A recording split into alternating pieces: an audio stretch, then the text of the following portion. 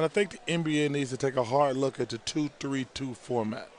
I thought they did the Celtics a disservice having to play the quick turnaround? On the quick turnaround. Yeah. Why they get a disservice? Why? Well, because I think they're older. Well, that's your problem.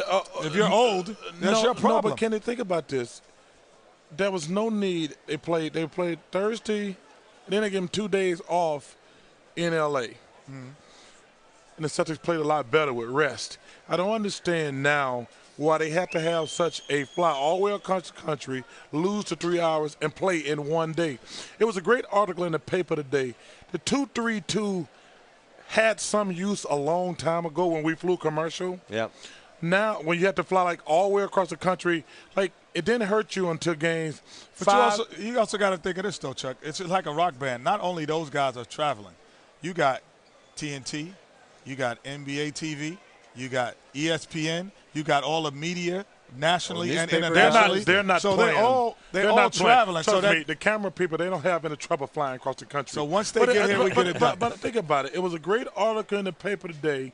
It said back in the day, we flew commercial, right? And it was difficult to go from Boston to L.A., and that's why they changed. It was always Boston, LA. It was the 84 surge, Chuck. We played Boston on Monday.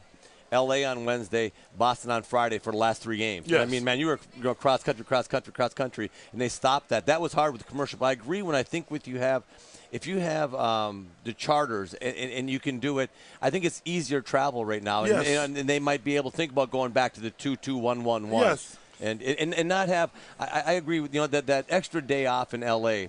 I really benefited the Celtics, but they would have much rather had that extra day off, another extra day off coming after a from big win. Yes, I tell you that 2-3-2 helped us against New York Knicks because we had games 6 and 7 in Houston, that's true. and we really appreciate that. Yeah. So thank you for 2-3-2 that year. Yeah, I hear you. Well, they've been doing it for 25 years now, and I mentioned in the pregame show since they started the 2-3-2.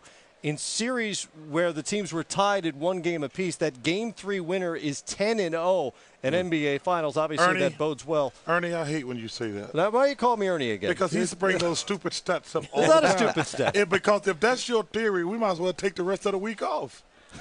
Seriously. It's not a theory. I'm just telling what's happened. No, Ernie says something. I'm citing history. Ernie says something like that all the time. Show us that, like, well, I said, well, let's just take the rest of the week off. He says, no, let's just do it anyway. But I do. Those stats, they're interesting. But I think the NBA, love the NBA. They've been great for my life. But I think they did the Celtics a disservice. I think the Celtics would rather have a day off flying. And I think it would be totally different if you're flying from Boston to L.A. But to win that big game, have an extra day off in L.A., and fly all across the country and only have a day off, that really hurt the Celtics. Let me interrupt you.